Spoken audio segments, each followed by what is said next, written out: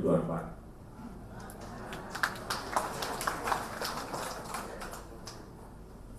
Saya ulang, tapi ini penting. 2024, 2029, 2034 itu sangat menentukan negara kita bisa melompat menjadi negara maju atau kita terjebak dalam middle income trap, terjebak pada jebakan negara berkembang. Jadikan contoh di Amerika Latin, banyak negara tahun 50, tahun 60, tahun 70 sudah menjadi negara berkembang. Tapi sampai saat ini mereka juga masih tetap menjadi negara berkembang. Tidak bisa keluar dari jebakan itu.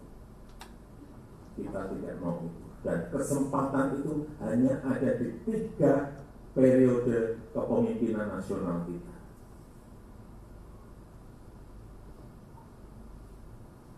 Itulah yang sulit, Bapak Ibu Saudara sekalian.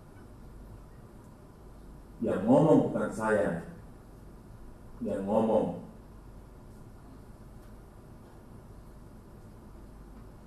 pakar-pakar, baik dari IMF, dari World Bank, dari OECD, dari McKinsey.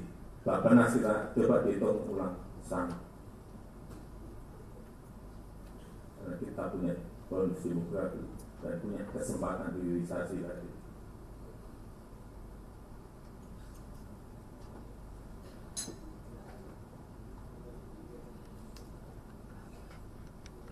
Itu yang sulit. Saya tidak berpikiran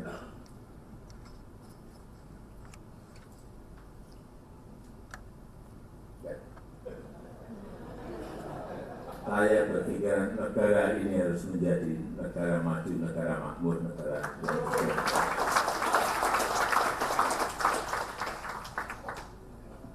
tapi memang kepemimpinan itu sangat menentukan.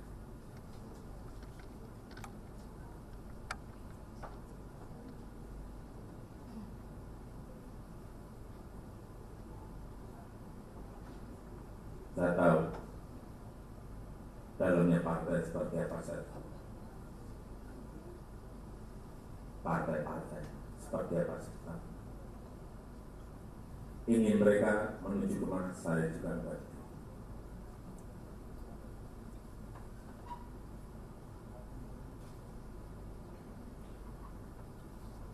Informasi yang saya terima komplit.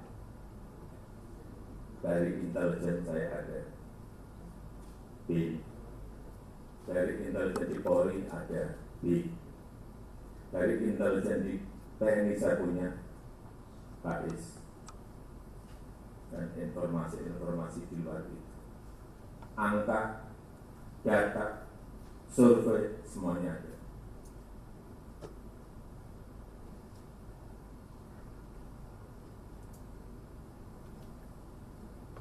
Saya pegang semua, dan itu hanya miliknya Presiden. Karena dia langsung.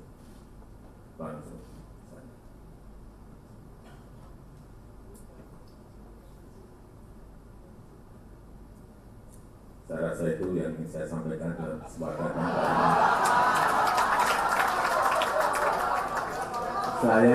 Saya melihat saudara ini nunggu. Nggak bisa dong, laporan presiden. Menteri aja punya, apalagi presiden. Presiden lebih lengkap lagi. Kalau menteri mungkin, kalau Menko bisa bulanan itu dapat. Kalau presiden tiap hari dong, pagi ini ada apa, ini ada apa. Itu biasa. Punya data parpol itu biasa. Berarti udah tahu semua. Berarti termasuk arah misal ketika mau pemilu parpol bakal kayak gimana? Tidak ada pemilu pun tahu. Apalagi pemilu, tidak ada pemilu pun presiden tahu data tentang parpol. Itu memang hak presiden, perintah undang-undang. Ada undang-undang intelijen negara kan, intelijen negara tuh laporannya ke presiden dan setiap saat. bukan hanya di hari kerja dan di jam kerja, bisa tengah malam kita bisa dapat info itu. Pak, tapi, Itu ketentuan undang-undang, presiden kan harus punya hak itu.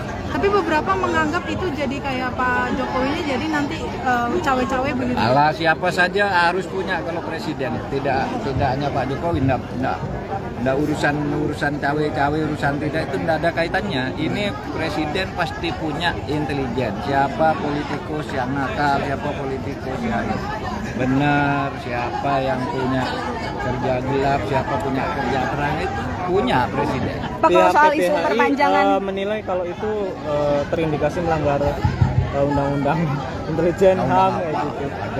Pak, soal- Presiden wajib diberi laporan setiap saat oleh intelijen. Itu ketentuan undang-undang. Apa gunanya ada intelijen Pak, kalau tidak boleh lapor ke presiden? Terkait pernyataan Pak Jokowi yang mengatakan mengantongi data-data intelijen terkait partai politik, tanggapan PDIP seperti apa? Ya tanya Pak Jokowi. Kenapa bicara seperti itu? Jangan tanya PDI Perjuangan. Tapi dianggap sebagai sesuatu hal yang membahayakan nggak sih, Bu? Karena kan data intelijen harus buat keamanan negara, bisa dijadikan untuk. Pastinya Pak Jokowi punya pertimbangan dengan menyatakan hal tersebut. Jadi tanyakan kembali kepada Presiden. Ya, cukup. Makasih. Ya enggak, itu kan adalah hal yang lumrah ya, selalu kepala negara, kepala pemerintahan untuk mendapatkan laporan intelijen, baik dari BIN ataupun dari BAIS ataupun dari intel dari kementerian lembaga lainnya. Itu hal yang biasa, jadi bukan hal yang sesuatu yang extraordinary, tapi justru itu adalah hal kewajiban untuk dia mendapatkan laporan tersebut untuk melaksanakan tugas tanggung jawab. Berarti terkait dengan informasi yang datang ke semua media ini berarti bisa dikatakan Presiden mengambil semua informasi dong? Ya, memang tugasnya untuk dia sebelum membuat kebijakan dia mendapatkan laporan sana sini, ya, untuk memastikan bahwa kebijakannya itu adalah yang terbaik dan untuk mengakomodir semua pihak. Terkait dengan RK, gimana itu calon kuat yang kemarin sudah katanya dipanggil. Iya, Pak. Ya saya itu secara rutin mendapatkan laporan mengenai hal yang berkaitan dengan politik, yang berkaitan dengan ekonomi, yang berkaitan dengan sosial, selalu mendapatkan informasi itu. Baik dari intelijen di BIN, di BAIS, mengenai keamanan, di kepolisian, BIK, atau dari aliran dana dari PPATK, semuanya saya dapat. Itu makanan sehari-hari saya. Hasil survei mereka, data-data, angka-angka, semuanya. Pagi-pagi itu sarapan saya angka-angka, data-data. Apa itu? Laporan-laporan rutin seperti itu. Apa? Kenapa? Makasih Pak. Makasih Bapak.